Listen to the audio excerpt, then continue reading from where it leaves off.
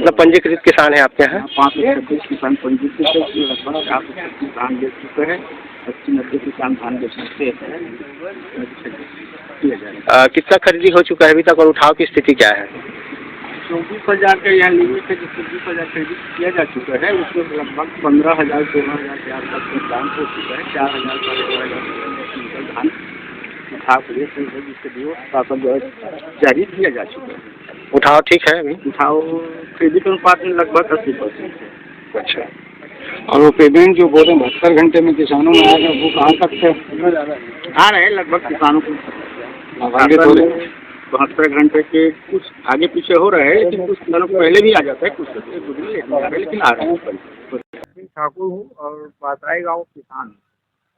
सरकार की किन नियमों की शिकायत है आपको? हमारे सरकार का अभी जो तत्काल में बनाया नियम है कि एक फार्मर अगर धान बेचने के लिए आ रहा है, टोकन कटा रहा है, तो वहाँ पे फार्मर के टोकन के आधार पे स्पॉट इंस्पेक्शन किया जा रहा है।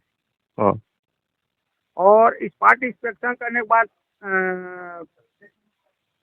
मतलब इसमें हमारे एक बात समझ में नहीं आता है कि सबसे पहले तो आप लोन देते हो, लोन देने के बाद जब फार्मर खेती करने के लिए खेत में पैदावारी करने के लिए खेती करने के लिए धान लगाता है उस वक्त आप गिरदावली करते हैं, पहली जांच।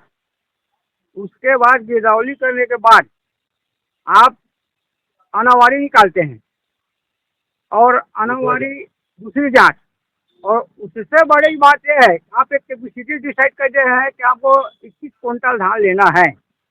मेरे बात खोपड़ी बात तक समझ में नहीं आया कि इतना जांच करने के बाद भी आप हमारे घर में, मेरे संपत्ति में, मेरे जायदाद के अंदर किसी भी व्यक्ति को भेज रहे हैं जो कि अनऑथराइज है या ऑथराइज है, जबकि रजिस्टर्ड किसान हूँ, आपके यहाँ से लोन लिया हूँ और आप कैपेसिटी का पालन कर, आप दिशा निर्देशों का पालन कर, उसके बाद भी ये जो टोकन की जांच वाली बात है ये हमारे समझ से परे है। किसानों की बेइज्जती और इसमें निजता भंग वाली जो शब्द है, फंडामेंटल राइट, ये शासन के द्वारा किया जा रहा है, जिसका घोर बहुत ज्यादा विरोध है और रोष है अंदर में। ये शब्द ऐसा है हमारे आदरणीय गांव के, आइए ये हमारे माल गुजार जी है जी, और इनका जो भी है जैसा भी है, कल सबसे पहला जांच यही का शुरू हुआ है। और मतलब ये रेपुटेशन खराब करने वाली बात है। अब किसी किसान को जांच करने का जा रहा है, मतलब ये क्या गलत किया है उसमें हमारे समझ में नहीं आया है। बस मेरा यही कहना है। और शासन से निवेदन है कि जो जितना ज़्यादा से ज़्यादा कानूनी प्रक्रिया से धान लेना देना कार्य करे, और ऐसा होगा तो जबरदस्त टाइप का उग्र आंदोलन होगा। बहुत बड़ी समस्या है। शासन का पहले निर्देश आया कि पहले छोटे किसानों का टोकन कटेगा, उसके बाद मझोले किसानों का टोकन कटेगा, उसके बाद बड़े किसानों का टोकन कटेगा। मैं बड़े किसान की श्रेणी में आता हूँ, मेरे पास 9 हेक्टेयर के आसपास जमीन है। तो अब सबसे आखिरी में मेरा टोकन कटेगा क्योंकि मैं बड़ा किसान हूँ। जैसा कि एक किसान ने बताया कि सबसे पहले आप जांच करें गिरदावली का कि मेरे खेत में फसल हुई है कि नहीं हुई है, धान लगी है कि नहीं।